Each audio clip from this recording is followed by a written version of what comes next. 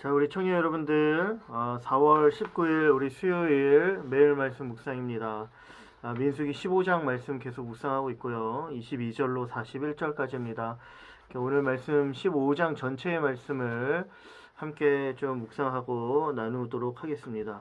민수기 14장에서 하나님께서 이스라엘 백성들에게 무서운 심판의 말씀을 들려주시죠. 가나안 땅을 악평하고 그 땅으로 들어가지 않으려 하며 애굽으로 돌아가는 것이 낫겠다 말한 출애굽 1세대 백성들에게 심판하십니다. 너희가 가나안 땅을 밟지 못할 것이다 라고 말씀하시죠.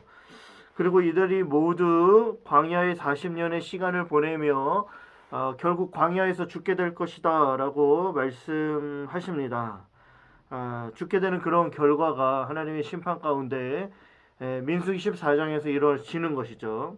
그리고 나서 민수기 15장으로 넘어가는데 이 15장으로 넘어가면서 하나님께서 모세와 이스라엘 백성들에게 놀라운 말씀을 들려주십니다. 그것이 무엇일까요? 그것은 바로 이스라엘 백성들을 향하여 내가 너희에게 주어 살게 할 땅에 들어가면 어떻게 살아야 하는지에 대해서 말씀해주고 있다라는 겁니다. 내가 너에게 주어 들어가게 될 땅, 가나안 땅인 것이죠. 그런데 여러분들 어떻습니까? 이 말씀을 듣는 사람들은 이미 민수기 14장에서 하나님의 심판을 받은 사람들이에요. 그들은 그 누구도 여러분들 가나안 땅에 들어갈 수 없습니다. 40년의 광야의 시간 동안 모두 다 죽게 되는 거예요. 죽게 될 사람들이에요. 하나님의 심판이 돌이켜지지 않으면 여지없이 모두 죽게 되는 사람들입니다. 이들에게는요, 가나안 땅에서의 삶은 필요 없는 것이죠. 그런데 왜 하나님께서는 이들에게 가나안 땅의 삶을 말씀하고 계시는 것일까요, 여러분들? 이거 잘 한번 우리가 생각해 봐야 되는데, 출애굽 1세대들입니다. 그들이 가나안 땅에 들어가지 못합니다. 약속의 땅에 들어가지 못합니다. 그러나 하나님의 약속은 변하지 않는 것이죠.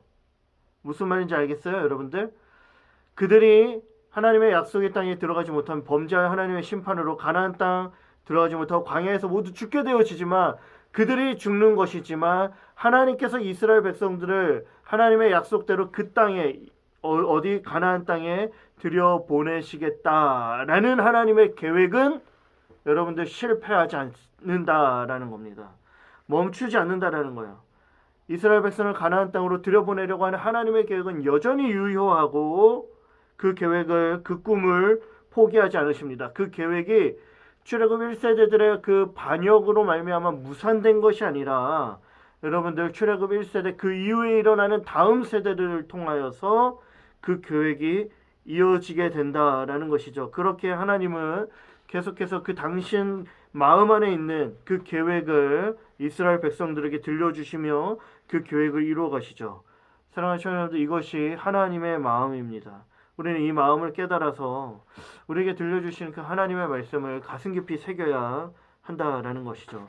15장에서 들려주시는 가나안 땅에서의 삶의 성도로서의 모습, 이것은 우리가 지금 이 땅에서 살아가는 우리에게도 매우 중요한 것이고 필요한 자세입니다. 네 가지를 요구합니다. 첫 번째 예배, 두 번째 감사하는 삶, 세 번째 회개, 네 번째 말씀입니다. 첫 번째 보면 우리가 어제 본문이에요. 1절부터 16절까지 예배에 대해서 이야기합니다. 3절 말씀에 보니까 화제, 번제, 낙헌제 등 여러 가지가 나오고 15절에 보니까 하나님께서 이것이 너희 모두가 지켜야 할 대대로 지킬 율례니라, 영원한 율례라고 정합니다. 가장 먼저 예배를 하나님께서 언급하십니다. 예배는요, 우리의 신앙에 있어서 1순위, 최일순위, 가장 앞선 이것이 전부이에요. 출애굽을 시킨 목적도, 가나안 땅에 들여보내려는 목적도 한 가지입니다. 하나님을 예배하는 백성 삼으시기 위한 것. 그러니 예배가 1번이죠. 1등이죠. 이 1번이 무너지면 다른 거 다 무너지는 겁니다. 하나님 나라의 백성으로 예배가 바로 서야 하는 것이죠. 그러면서 세 가지 예배를 얘기해요. 향기로운 예배, 준비된 예배, 그리고 여러분들 세 번째로 정해진 예배.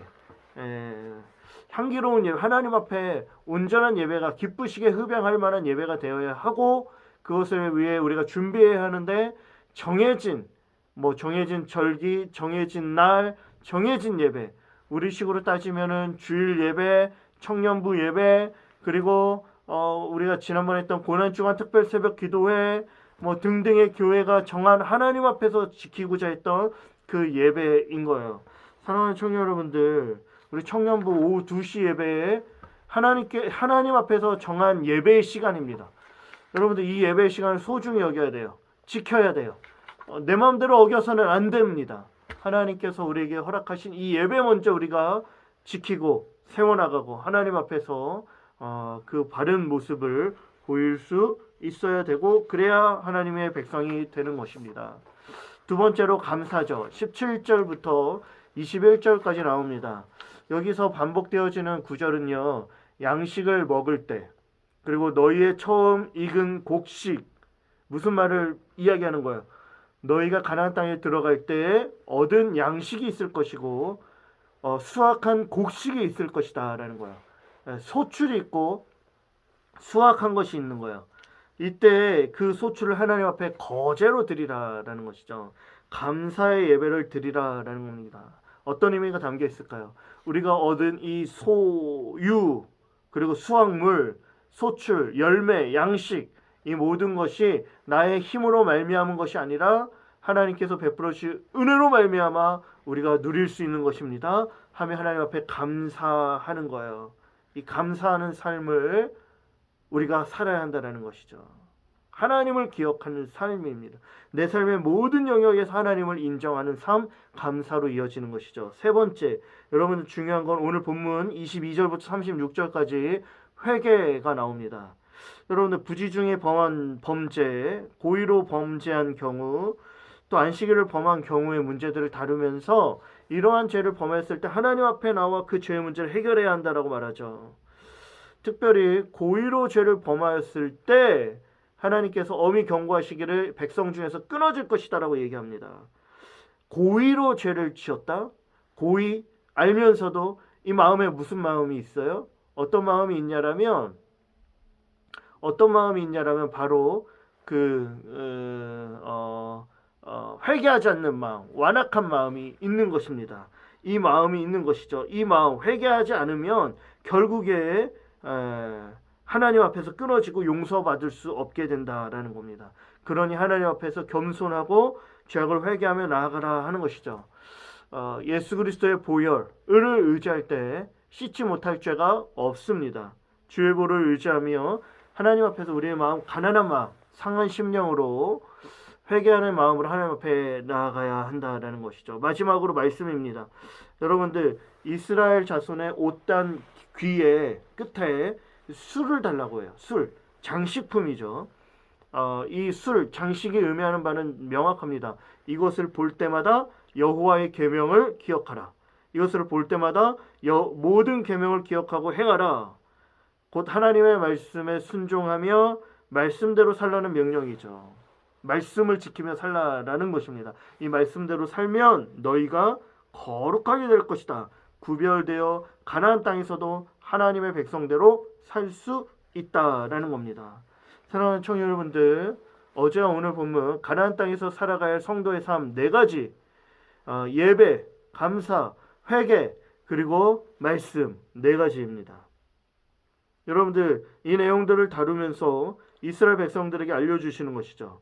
그런데 여러분들 가나안 땅에 들어가려면 아직 40년이 남았어요. 아직 한참 전입니다. 그런데 왜 일찍 말씀하시는 걸까요? 가나안 땅에 들어가서만 그렇게 살아가라 라는 것이 아니라 지금부터 이러한 삶을 살으라 라는 것이죠. 저는 오늘 살아가는 우리도 하나님 앞에 예배, 감사, 회개, 말씀의 삶을 살아야 하는 거예요.